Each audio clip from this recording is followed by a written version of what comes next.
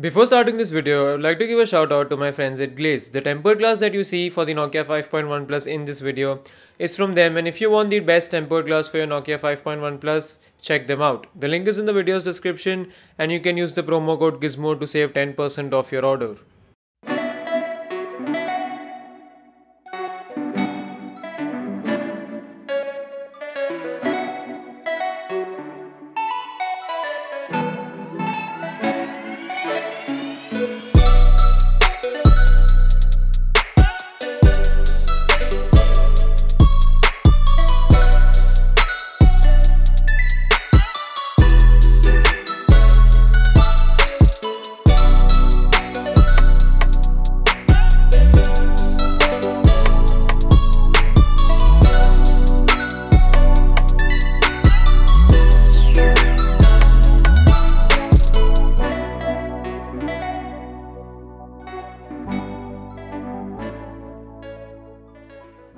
Hey guys, Gizmoddict here, and this is the Nokia 5.1 Plus. So this is the budget phone from Nokia that comes in at just around 11,000 rupees, and I think this phone hasn't received a lot of attention. I've had this for quite some time now, and honestly Nokia has been improving a lot with their 2018 phones, like we initially saw with the Nokia 6.1 Plus and now with this guy. I've been using it, like I said, for almost 3 weeks now, and I really like this phone. But then the question is, should you really buy the Nokia 5.1 Plus considering you've got the Zenfone Max Pro for the same price as this phone? Well, I'm gonna answer that question in this video, so make sure that you watch it till the end. I'm also making this video in Hindi, so if you guys are more comfortable with that, I'll drop a link in the video's description. It will be uploaded on my Hindi channel. And while you're in the description, make sure that you hit the red subscribe button and press the bell icon as well. Now let's not waste any more time and get started. So if I have to be honest, the Nokia 5.1 Plus is kind of a mixed bag for me. It's exceptionally good in some areas, but then in some of the other areas it's not that great. So I'm going to talk about the pros of this phone first, and we'll start off with the design and the build quality. Nokia has done a great job here. They've given a glass panel on the back, something that you don't see in phones of this price bracket, and this phone feels absolutely rich and premium. It feels like a more expensive device, and even though the sides are made out of plastic, the overall fit and finish of this phone is very good. It gives you a very nice feeling in the hand, and I actually preferred this phone as compared to the Zenfone Max Pro when it comes to the in-hand feel. The buttons could have been a bit more stronger. They don't feel very strong, they feel a bit mushy, but overall I do like the build quality of the Nokia 5.1 Plus. The form factor of this phone is also great. The phone is not that big, it's not that small either, and it's exactly like the Nokia 6.1 Plus. So yeah, overall I do like the design, build quality and the form factor of the Nokia 5.1 Plus. What I'm not a fan of is that display on the front. You've got 5.86 inches of 720p display along with a big notch. It's not that good of a panel, the colors are decent, but then the viewing angles are subpar, and like I said, it's a 720p display, so it's not that sharp either. If Nokia would have gone with a 1080p display, it would have made a lot of difference considering the Helio P60 inside this phone can handle it. But yeah, Nokia did cheap out in the display department, and they shouldn't have done that considering the Zenfone Max Pro has a 1080p display. Talking about that Helio P60, this phone is a champ in terms of performance. It handles everything that you throw at it easily, be it games or everyday usage, and it's a Nokia, so you get the best Android experience as well. No messing around with pure stock Android. They give you security updates every single month without fail, and I love how Nokia handles the software. Everyone should take a page from their book and implement the same.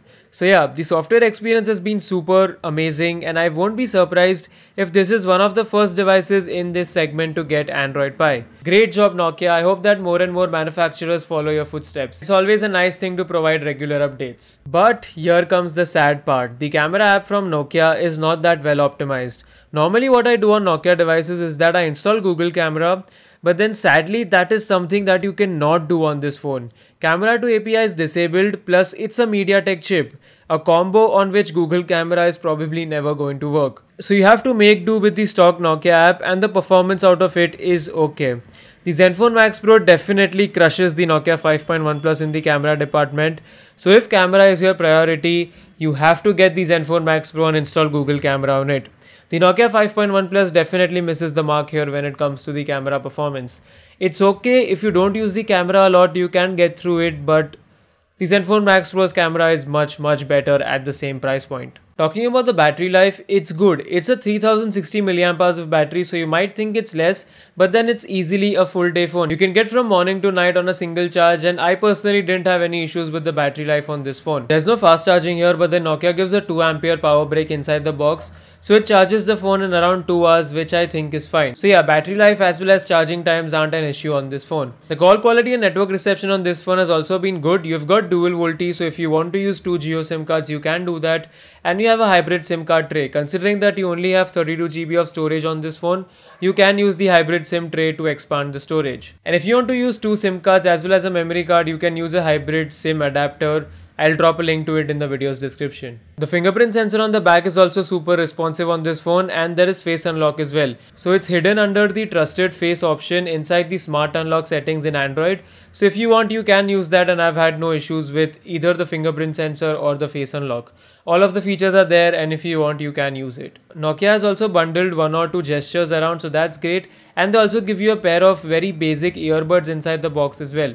Not that great, but then for something that comes for free within the box, it's good. So yeah, overall the Nokia 5.1 Plus is actually a very good package. You've got great software, very good build quality, good performance, decent set of cameras and good battery life. But then when you throw the Zenfone Max Pro into the picture, that phone is a lot more value for money device at 11,000 rupees.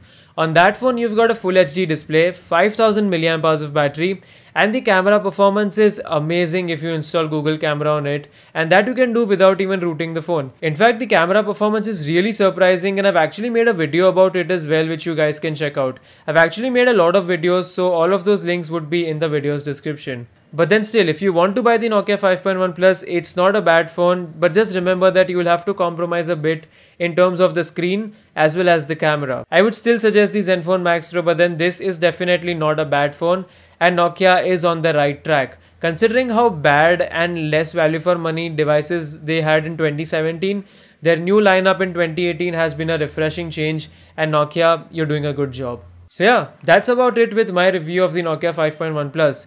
Do let me know your thoughts about it in the comments. If you were to buy a phone for 11,000 rupees, which phone would you pick, the Nokia 5.1 Plus or the Zenfone Max Pro? I definitely would love to hear your thoughts in the comments.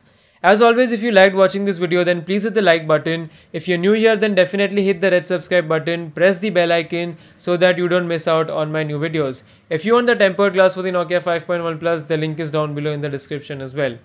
That's all for now. Thanks for watching, and I'll be back in the notifications very soon. Bye.